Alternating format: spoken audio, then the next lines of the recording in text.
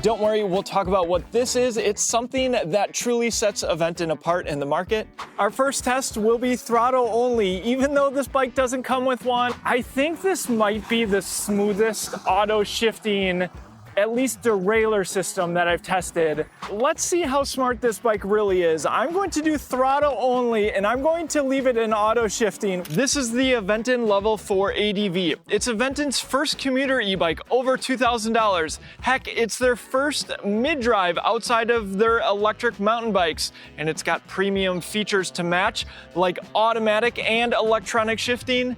So how did Aventon do making a premium commuter e-bike? Well, let's see. And by the end of this video, you should have a good idea if this e-bike is right for you or not. First, I'll walk you through all the components step by step. Then we'll get into some first-person riding footage. We'll see how the mid-drive motor performs. There is an optional throttle, which I'll be sure to attach. And then I'll wrap things up with the pros and cons. But first, let's take a closer look.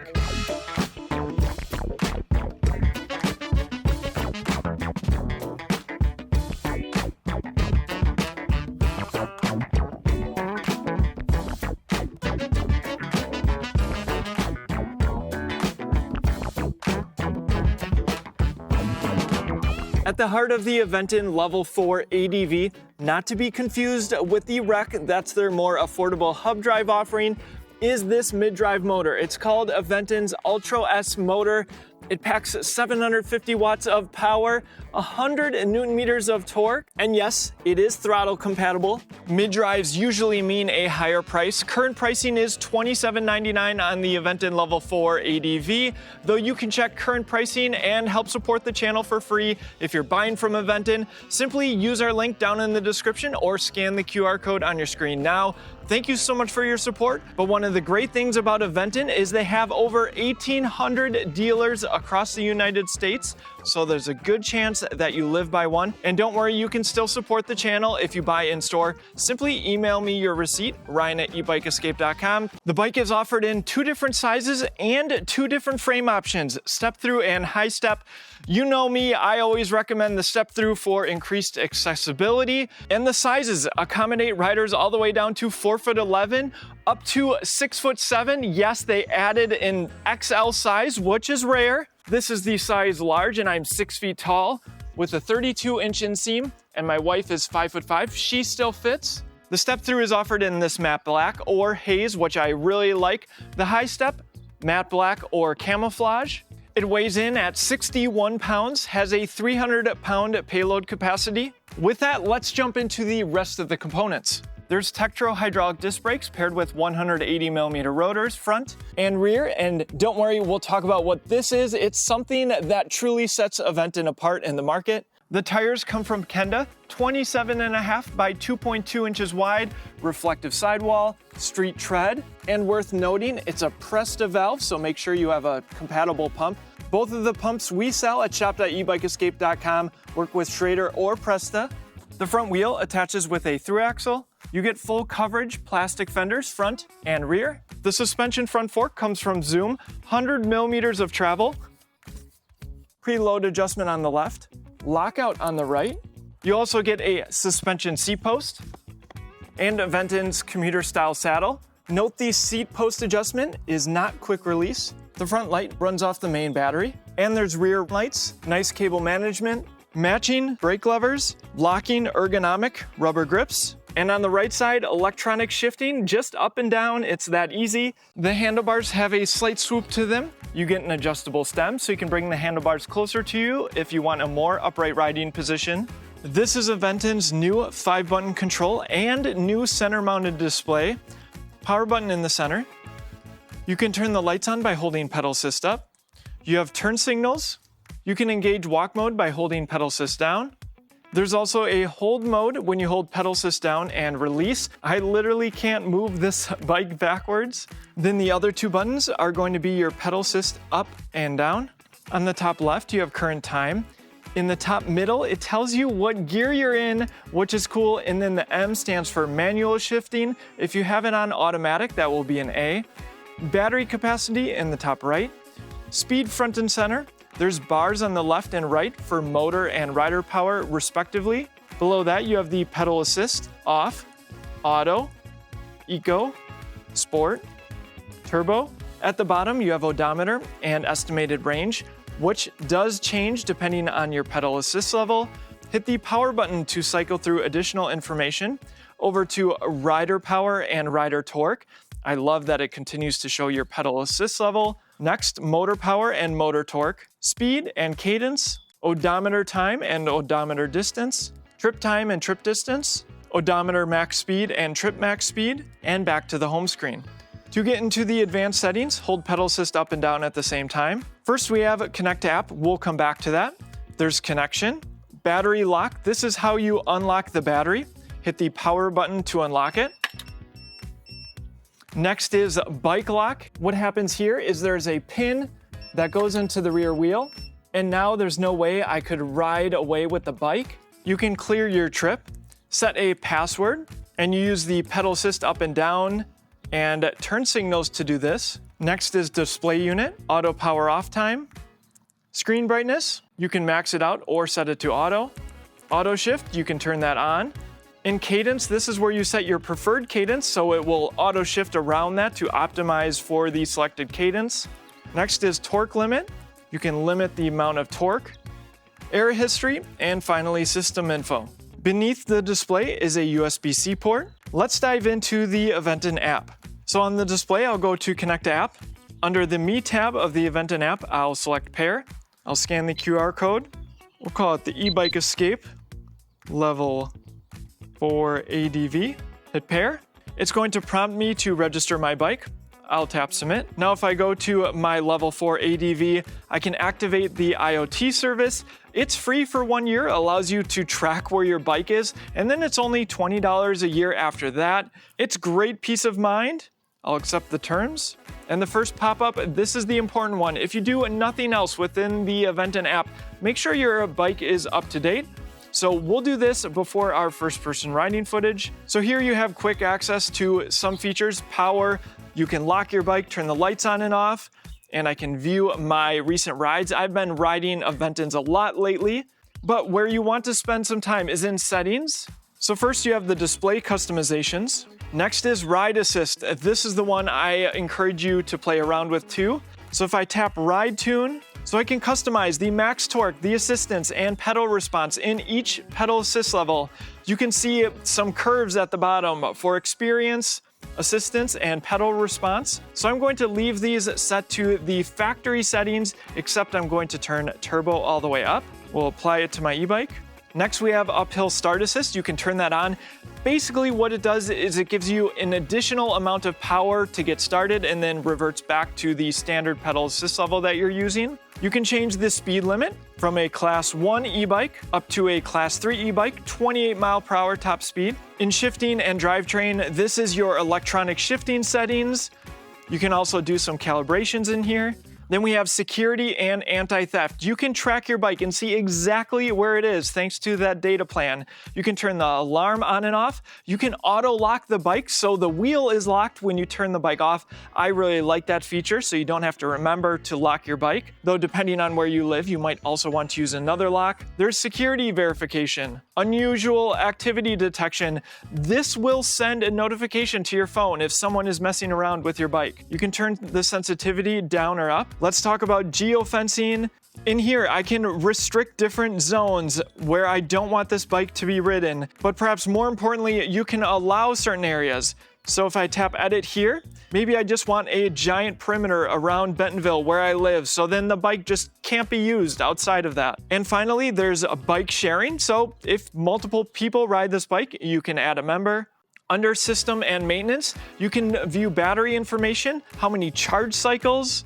This is where you can update the firmware. I have quite a few updates to do. You can enable transport mode. And then also within the app, you can view your rides over days, months, and years. And of course, you can track your rides by just hitting the go button. And next, the Discover tab, you can see what other Aventon riders are up to. In Me, you can see all the medals that you've earned. I've been earning a few lately, and I think you can even follow me. So maybe you want to do that within the app. You can see what I'm riding. And that's it for Aventon's controls, display, and their app. Notable that the battery is top load, just so much easier to remove. Plus there's bottle cage bosses on it, so you don't lose those. Maybe you want to pick up our water bottle cage mount. It's fully adjustable and fits large water bottles. Your purchase of any of our high quality e-bike accessories supports the channel, so thanks. There's another set here in case you want to mount a lock maybe. This bike is keyless, so I'll go into the display to unlock the battery. It pops up slightly, then you can remove. Has a nice grab handle. It's a 36 volt, 20 amp hour battery. The battery itself is certified to UL2271. The entire bike's electronics are certified to UL2849. You can get an idea of the state of charge by pressing this button. It's charged up with Aventon's 4 amp charger, so 5 hours to charge up the battery from empty. And so because this is a top load battery, you have easy access to the charger port when it's on the bike. Besides the manual, Aventon includes bike grease and a multi-tool. And yes, the battery fits in our battery bag. Also available at shop.ebikeescape.com. Waterproof and flame resistant, plus you get a nice grab handle. To put the battery back in terminals first, and simply snap into place. There's plastic pedals, a rear mounted kickstand, and Aventon's rear rack with a 59-pound capacity, pannier hangers. Paired with the electronic shifting is a Shimano Q's derailleur. It's a 10-speed 11 to 39 teeth in the rear, 48 teeth up front.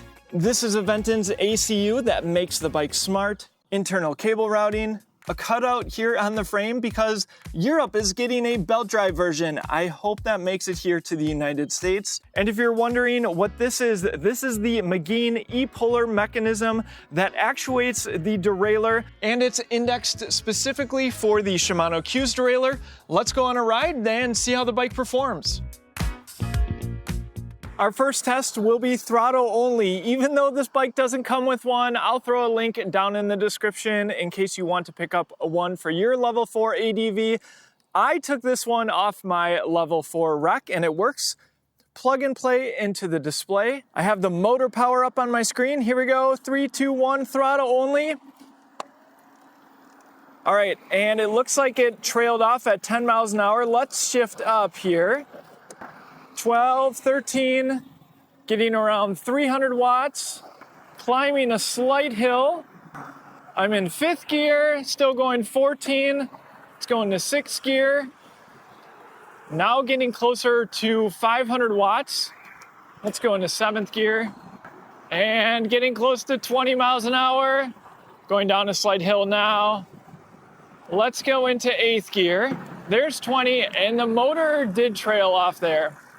All right, so perfect example.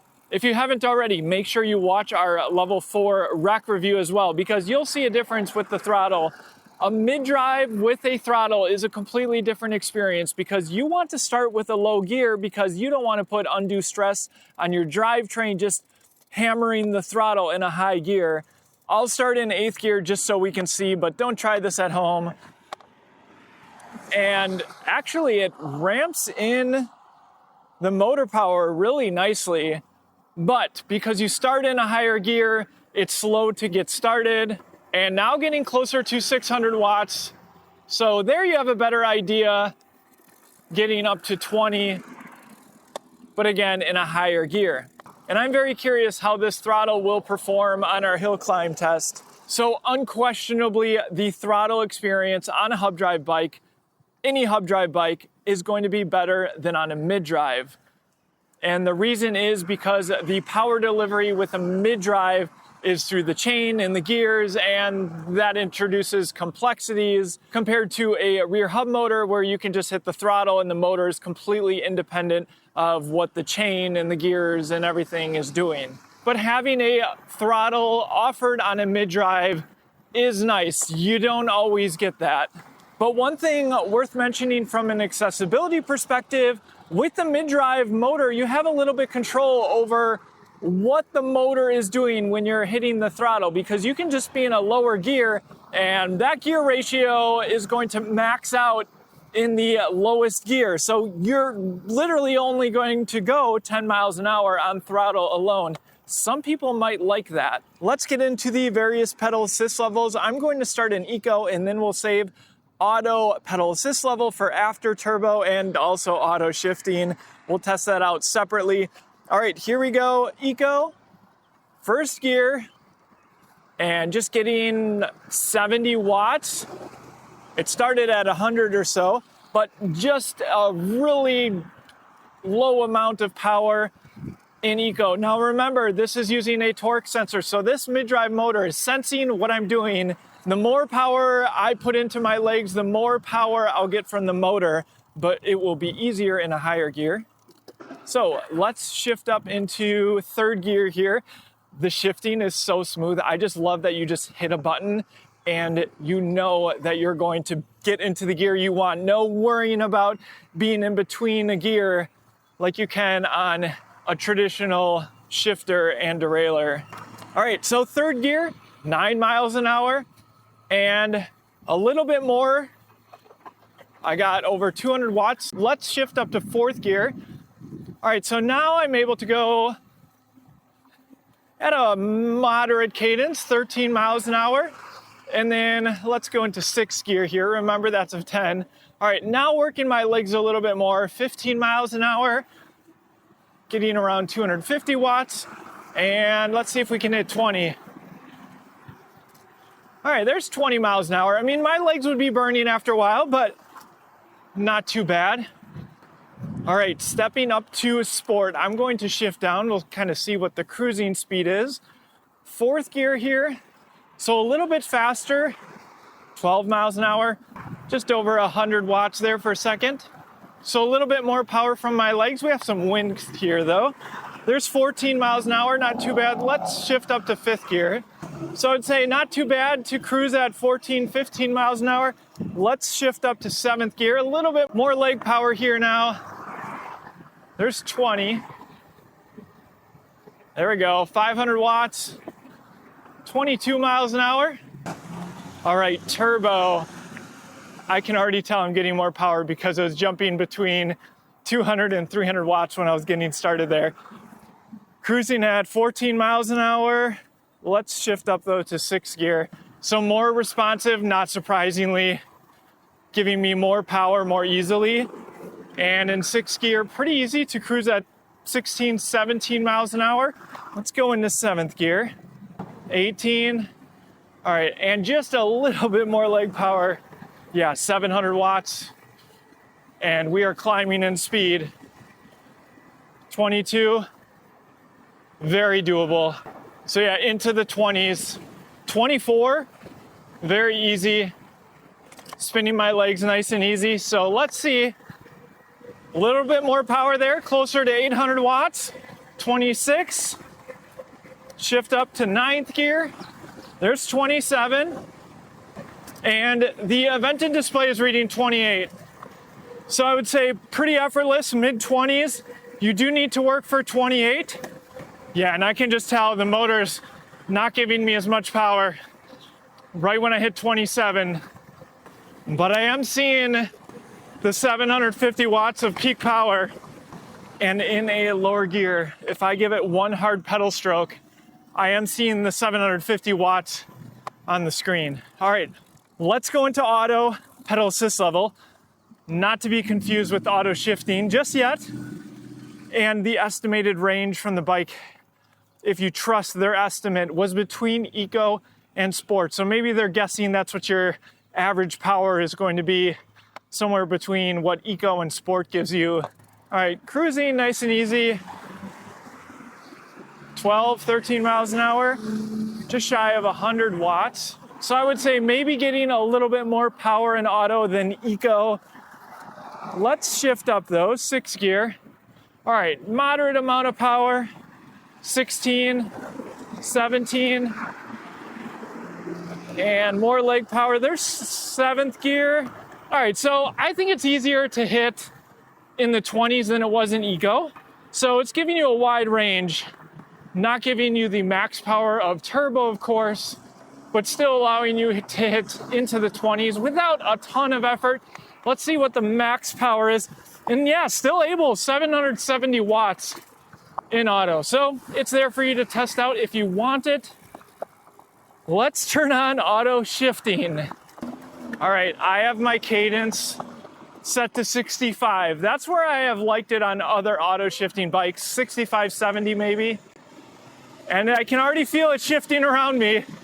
So I'm in third gear now, going to be going downhill. Let's see what happens here. Fifth gear, sixth gear. Okay, so it's seventh gear. I'm not even pedaling. I'm just coasting down this hill. And the bike knows that at this higher speed, I'm going to want a higher gear. I'm in 10th gear now.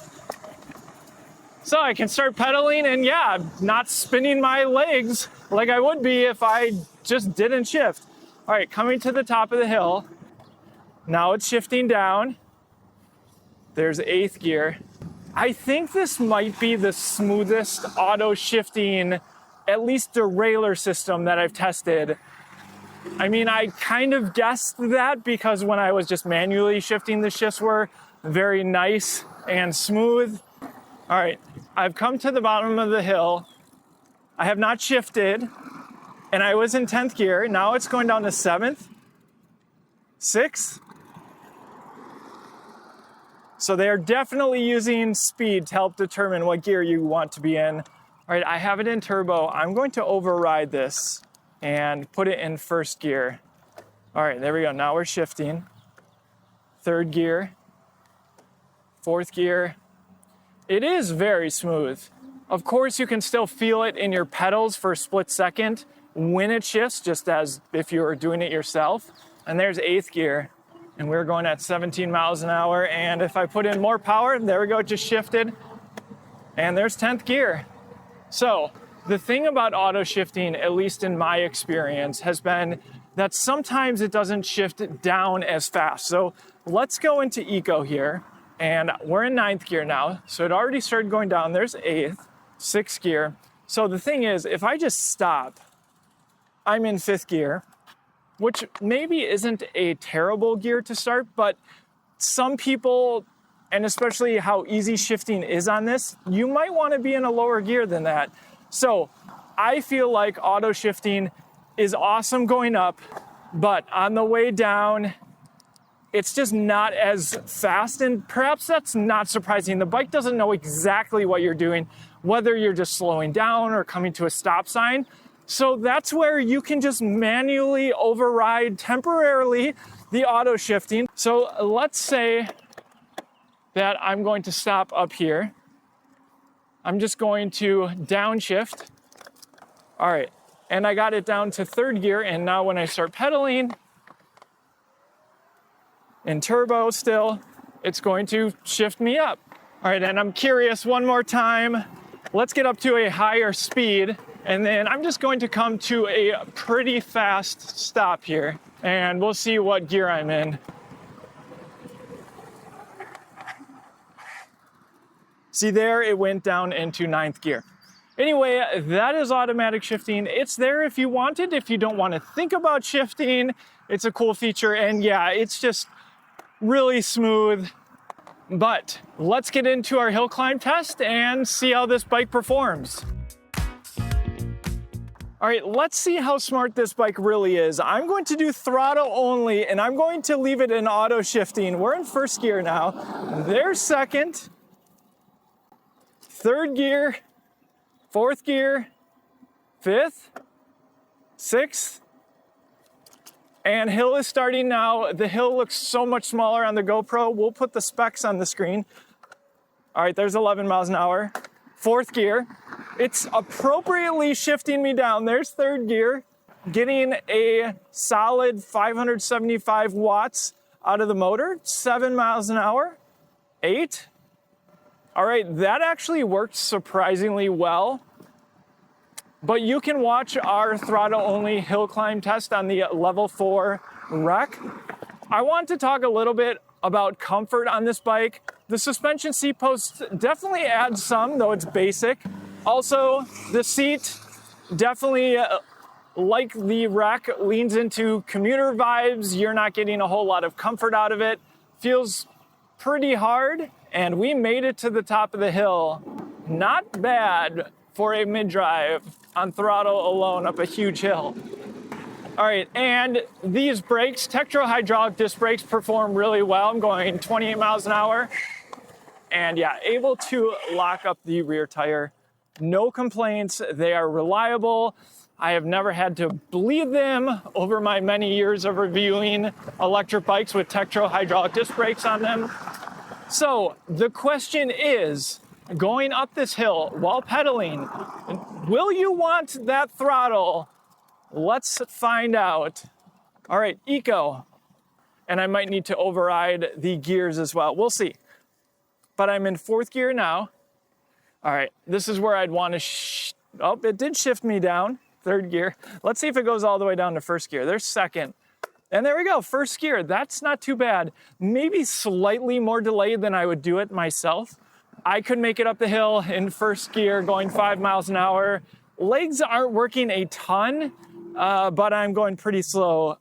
And getting 200 watts out of the motor. Let's go into sport. Okay, some relief there, 1st gear.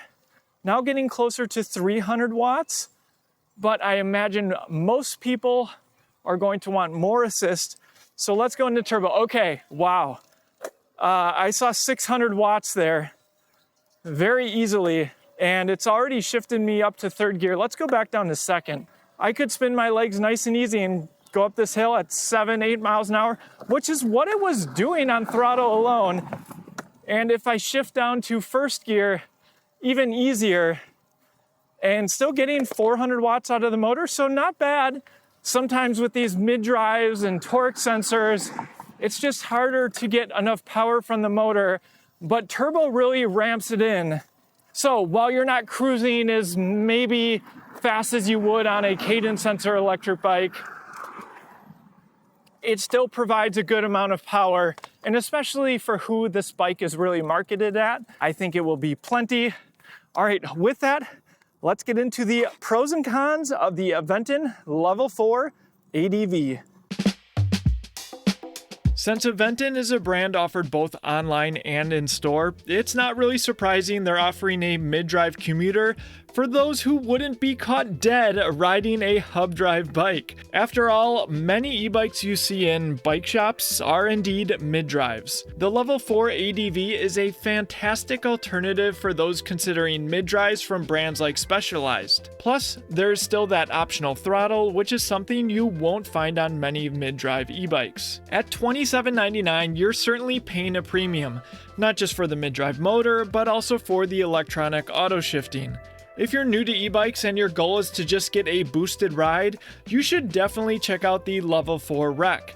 It gives you many of the same features, but without the added cost. But for those who want the connected experience, added efficiency, longer range, and overall premium feel that only a mid-drive bike can deliver, the ADV absolutely delivers. The electronic shifting feels incredibly smooth with the Shimano Q's derailleur, and being able to shift gears at the press of a button makes for a great user experience. Plus, you get auto shifting, if you want to use it of course, and the motor is nice and quiet. The whole riding experience just feels premium. Not only a dream to commute on, but just to cruise the Greenway trails. Eco mode is great for just that, cruising or making you work a bit more for the motor's power, while turbo stops short of overpowering you, but still delivers an exhilarating ride as you push into the mid-20s. The battery should provide plenty of range, up to 110 miles in eco, but realistically about half that if you're riding in the higher pedal assist levels. I love that the battery is top load for easy access and charging, but it's important to note that feature is only on the step-through variation. Aventon's tech suite has been around for a bit now, but it remains a huge selling point. Most notable for me, it's keyless, has that locking rear wheel, notifications for when your bike is fully charged or if movement is detected, the built-in alarm, and full bike tracking via Aventon's ACU in the off chance your bike gets stolen. The ADV gets integrated lighting like the rest of Aventon's fleet, though I will say the turn signals are pretty difficult to see in daylight. The new center-mounted display has been modernized, and the Tektro hydraulic brakes, while similar to those found on their more affordable models, are tried and true and completely reliable. Geometry-wise, it delivers the same active ride the Level series has been known for since it was first released as a hub drive bike, but with an adjustable stem to take some pressure off your wrists if you want it. You still get the choice between a high step and a step-through frame, and taller riders will appreciate that the high step is offered in an XL. It's also worth mentioning there is a noticeable weight difference between the Level 4 Rec and ADV. Yes, the ADV is a decent bit lighter, but thanks to the mid-drive, the weight distribution is much better, making the bike significantly easier to move around and handle. Next, what can Aventon improve on the Level 4 ADV? At this price point, I'd love to see both a higher quality suspension fork and suspension seatpost to further differentiate it from the Level 4 Rec. These changes, I think, would go a long way in helping convert riders who would otherwise just buy the Rec. The current setup is fine, but nothing to write home about, and the seat is definitely more of a firm commuter saddle. Finally, I'm always looking for practical functional solutions, so swapping to a MIC-compatible rear rack would be a highly welcome change for daily commuters. If we've helped you with any Aventon purchase, please do me one favor and use our link in the description or scan the QR code on your screen before you buy. Buying in store? Simply email me your receipt, ryan@ebikeescape.com. Thank you so much for your support. Aventon is essentially going all in on offering both hub drive and mid-drive options. We saw it with the Adventure and now the Level. With the Level 4 ADV, they've created a premium commuter that holds its own against the competition, likely at a better price point. My question for you, is it worth the $800 price premium over the Rec? Let me know down in the comment section which one you would buy. Thank you so much for watching, and I'll see you in the next one.